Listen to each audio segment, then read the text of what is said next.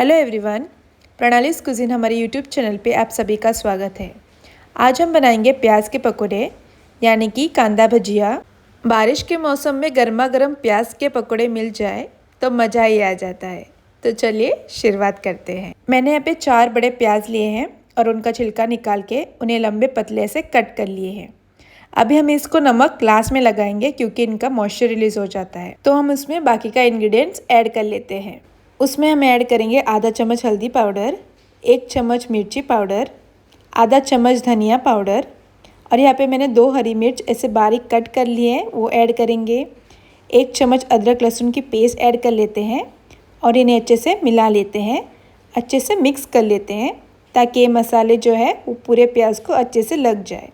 आगे हम उसमें ऐड करेंगे 1 चम्मच नमक, आप अपने टेस्ट के अकॉर्डिंग ऐड करें और इन्हें अच्छे से मिक्स कर लेना है। साथ ही में ऐड करेंगे 1 कप बेसन, थोड़ा चावल का आटा, इससे हमारे जो कांदा भजिया है वो अच्छे क्रिस्पी हो जाते हैं। 1 चम्मच बेकिंग सोडा और थोड़े धनिया के पत्ते मिला के हमें इन्हें अच्छे से मिक्स कर लेना है, अच्छे से मिला लेना है।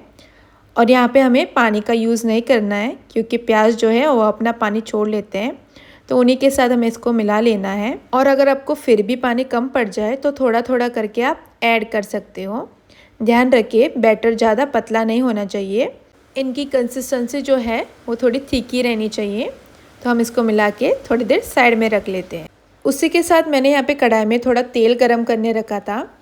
तेल अच्छे से गर्म होने के बाद प्याज के पकौड़े को छोटे छोटे पोर्शन में तेल में छोड़ लेना है और इन्हें अच्छे से गोल्डन ब्राउन होने तक फ्राई कर लेना है। ध्यान रखिए आप फ्राई करते समय गैस धीमी आंच पे ही रखें, नहीं तो ये जल सकते हैं। और इन्हें हमें तुरंत पलटना नहीं है। 5 मिनट बाद दूसरे साइड पलट के हमें दोनों साइड अच्छे से क्रिस्पी गोल्डन ब्राउन होने तक फ्राई कर लेना है। तो फिर ये देखिए हमारे गर्मा गर्म प्याज के पकौड़े यानी कि कांदा भजिया तैयार हो चुकी है। हम इन्हें एक टिश्यू पेपर पर निकाल लेते हैं। तो फिर देखिए हमारे प्याज के पकौड़े अच्छे से क्रिस्पी हुए हैं। आप भी ज़रूर एक बार ट्राई कीजिए।